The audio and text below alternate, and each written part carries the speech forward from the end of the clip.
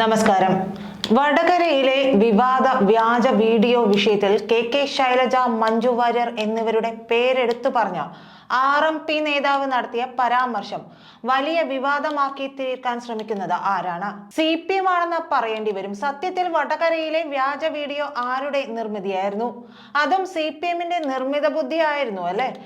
ആ വിഷയം ഇപ്പോഴും പിടിവിടാതെ കൊണ്ടു നടക്കുകയാണ് CPM. അതിൽ നിന്ന് മുതലെടുപ്പ് നടത്താൻ നോക്കുകയാണ് CPM. എങ്ങനെ ഈ വിവാദം വീണ്ടും ആളിക്കത്തിക്കാൻ എന്നോർത്തിരിക്കുമ്പോഴാണ് RMP നേതാവിന്റെ പ്രതികരണം വരുന്നത്. വർഗീയതയ്ക്കെതിരെ നാടൊരുമിക്കണമെന്ന സന്ദേശവുമായി UDFും RMPയും കഴിഞ്ഞ ദിവസം വടകരയിൽ നടത്തിയ ക്യാമ്പയിനിലായിരുന്നു ഹരിഹരന്റെ ഈ വിവാദ പ്രസംഗം ഉണ്ടായത്. CPMന്റെ സൈബർ ഗുണ്ടകൾ കരുതിയത് അവര് ചില സംഗതികൾ നടത്തിയാൽ അങ്ങ് തീരുമെന്നാണ്. ടീച്ചറെ പോർണോ വീഡിയോ ഉണ്ടാക്കി, ആരെങ്കിലും ഉണ്ടാക്കുമോ അത്?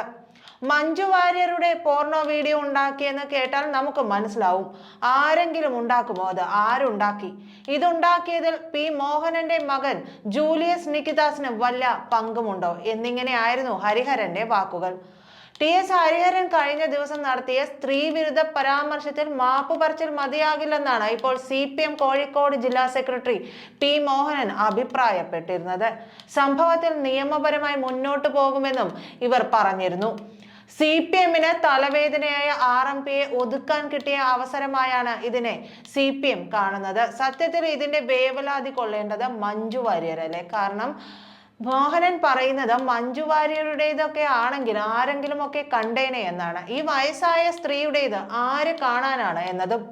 അതിലും അദ്ദേഹം പറയാൻ ഉദ്ദേശിച്ചത് ഇത്തരത്തിലുള്ള അശ്ലീല വീഡിയോ ഇറക്കാനുള്ള ബുദ്ധി കാണിക്കണമെങ്കിൽ അത് CPMനെ കഴിയുമെന്നാണ്. കോഴിക്കോട് ജില്ലാ സെക്രട്ടറി P മോഹനന്റെ മകൻ നികിതാസ് ജൂലിയസിനാണ് വടകരയുടെ സൈബർ ചുമതലയൊക്കെ ഉണ്ടായിരുന്നത്. അതായത് വടകരയിൽ ഏതെങ്കിലും ഒരു രീതിയിൽ ഒരു മേൽക്കൈ ഉണ്ടാകണമെങ്കിൽ ഷാഫിക്കെതിരെ ഒരു ആരോപണം ഉണ്ടായേ മതിയാകൂ എന്നത് വ്യക്തമായിരുന്നു. അതുകൊണ്ട് CPMന്റെ ബുദ്ധിയിൽ ഉദിച്ചതാണ് ഈ ബുദ്ധി എന്ന് വ്യക്തമാണ്. സത്യത്തിൽ വൃദ്ധയായ ശൈലജയുടെ പോൺ വീഡിയോ ഇറങ്ങിയപ്പോൾ ഇതൊന്നും അറിയാത്ത പാർട്ടി അണികളും ഏറെ സ്നേഹിച്ചിരുന്ന ജനങ്ങളും മൂക്കത്ത് വിരൽ വെച്ചു. തന്റെ വീഡിയോ ഇറങ്ങിയത് പോലും ടീച്ചർ വൈകിയാണ് അറിഞ്ഞത്. മാത്രമല്ല അത് വീഡിയോയാണോ ചിത്രമാണോ എന്നതിലും CPMൽ ആശങ്കയുണ്ടായി. അവർ തന്നെ ഉണ്ടാക്കിയത് അവർക്ക് തന്നെ സംശയം എന്ന നിലയിൽ. അതുകൊണ്ടാണ് ആ നീച നീക്കം ഷാഫിക്ക് മേലെ വെച്ച് കെട്ടാൻ ശ്രമം നടത്തിയത് പാളിപ്പോയി എന്ന നിലയിൽ ഹരിഹരൻ പ്രസംഗിച്ചു വയ്ക്കാൻ ശ്രമിച്ചത്. പക്ഷേ അദ്ദേഹത്തിന്റെ മനസ്സിലുണ്ടായ കാര്യങ്ങളല്ല ഉപയോഗിച്ച വാക്കുകളിലൂടെ പുറത്തു വന്നത് എന്ന് മാത്രമാണ് ഇവിടെ സംഭവിച്ചത്. അതിന്റെ പേരിലും വീണ്ടും മുതലെടുപ്പിന് ശ്രമിക്കുകയാണ് CPM. എന്തായാലും ഈ വിഷയത്തിൽ ഹരിഹരനെതിരെ കേസെടുത്തിട്ടുണ്ട് പോലീസ്. UDF പൊതുസമ്മേളനത്തിൽ നടത്തിയ വിവാദ പരാമർശങ്ങളുടെ അടിസ്ഥാനത്തിലാണ് പോലീസ് കേസെടുത്തത്. വടകര പോലീസാണ് കേസ് രജിസ്റ്റർ ചെയ്തത്. സ്ത്രീത്വത്തെ അപമാനിച്ചു, കലാപമുണ്ടാക്കാൻ ശ്രമിച്ചു തുടങ്ങിയ വകുപ്പുകൾ ചുമത്തിയാണ് കേസെടുത്തിരിക്കുന്നത്. അതേസമയം കേസിനെ നിയമപരമായി നേരിടുമെന്ന് ഹരിഹരനും പ്രതികരിച്ചിട്ടുണ്ട്. അതിനിടെ കേസ് ഹരിഹരന്റെ വീടിന് നേരെ ബോംബാക്രമണം ഉണ്ടായതിൽ പ്രതിഷേധിച്ച് RMPയും രംഗത്തെത്തി. തേഞ്ഞിപ്പാലത്ത് ഇന്നലെ രാത്രി 8:30യോടെയായിരുന്നു സംഭവം. ബോംബ് വീടിന്റെ ചുറ്റുമതിൽ തട്ടി പൊട്ടിയതിനാൽ വൻ അപകടം ഒഴിവായി. ബൈക്കിലെത്തിയ 2 അംഗ സംഘമാണ് സ്ഫോടക വസ്തു എറിഞ്ഞതെന്നാണ് ഹരിഹരൻ വ്യക്തമാക്കിയത്.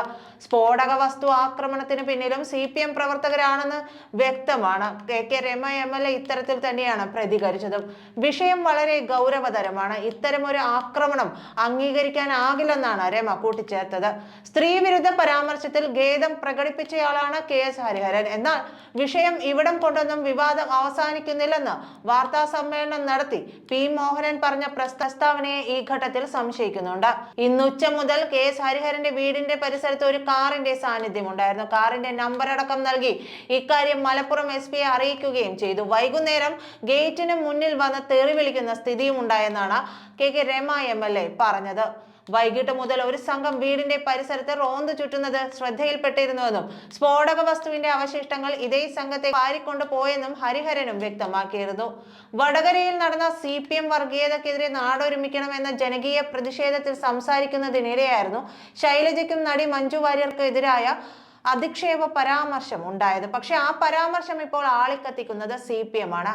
അദ്ദേഹം പറഞ്ഞു വെക്കാൻ ശ്രമിച്ചതല്ല പുറത്തു വന്നത് എന്നത് വ്യക്തമാണ്.